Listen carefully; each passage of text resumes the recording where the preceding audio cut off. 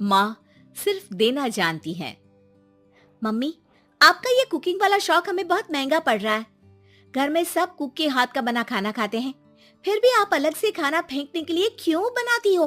पता भी है कि इस तरह कितना पैसा खर्च होता है। अरे पर बहू, मैं तो सब रोहित के पसंद का खाना बनाती हूँ। मम्मी, वो सब मुझे बचपन में पसंद था।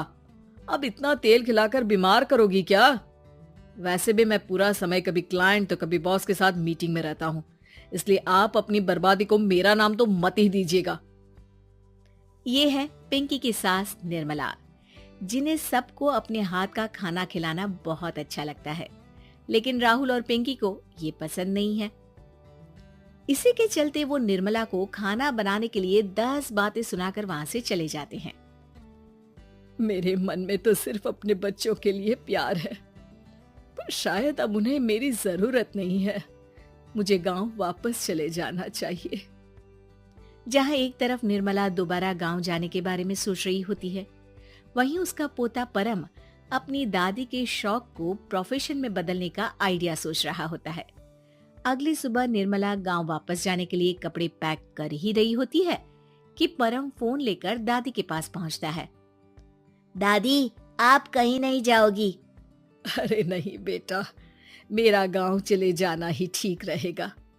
इससे तुम्हारे मम्मी पापा की सारी दिक्कतें भी खत्म हो जाएगी।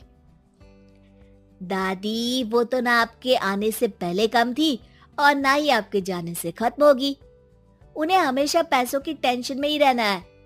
मेरे पास आपको यहाँ रोकने का आइडिया है। आइडिया? मतलब मैं कुछ समझी नहीं। इस पर परम अपनी दादी को YouTube खोलकर उसके बारे में सब कुछ बताता है, जिसे सुन दादी कंफ्यूज हो जाती है।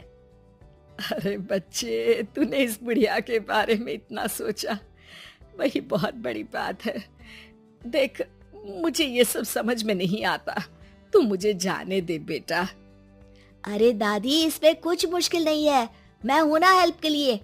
आप बस खाना बनाओ, और पता है YouTube की मदद से आप अपनी स्पेशल रेसिपी लोगों को सिखा भी सकती हो। अच्छा, ऐसा भी हो सकता है?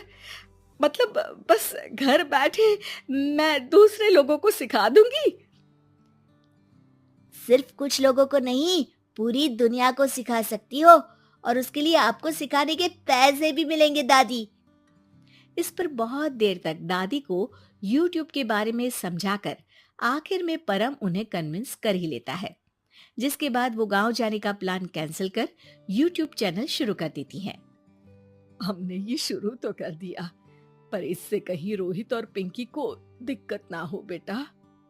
दादी, वो आपके बारे में नहीं सोचते तो आप क्यों उनके बारे में इतना सोच रही हो? इसके बाद दादी पोता मिलकर खाने की वीडियो और साथ ही उनके ट्यूटोरियल की वीडियो बनाकर उन्हें YouTube चैनल पर अपलोड करने लगते हैं। सब खुशी से चल रहा होता है कि कुछ हफ्तों में ही पिंकी को इसकी खबर हो जाती है। हमारी पीठ पीछे घर में ये सब क्या चल रहा है?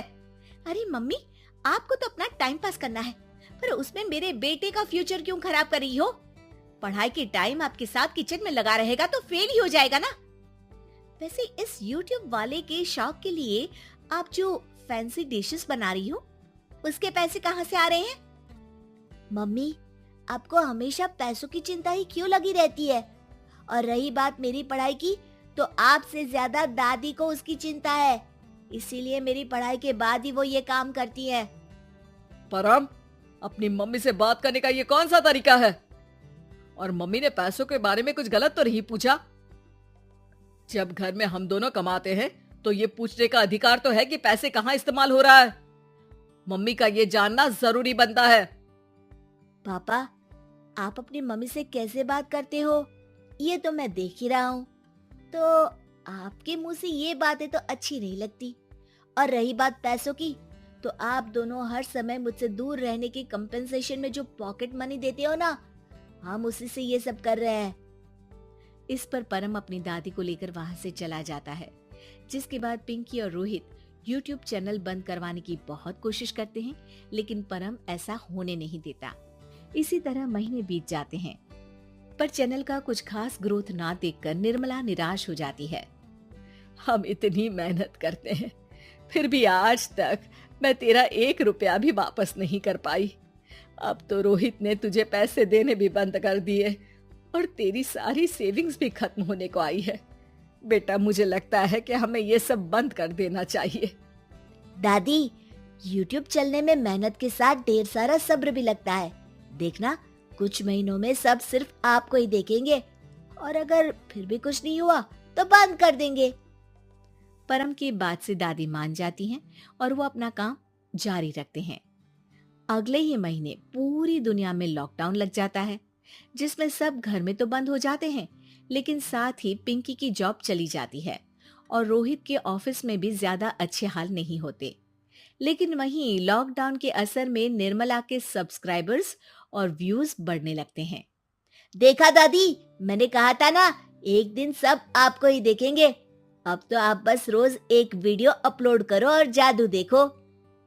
इसी के साथ लॉकडाउन के कुछ ही महीनों में निर्मला खाने वाली दादी के नाम से सारे सोशल मीडिया पर फेमस हो जाती है, जिस वजह से अब उन्हें यूट्यूब के पैसों के साथ पेड एडवर्टीजमेंट और पेड प्रमोशन भी मिलने लगते हैं।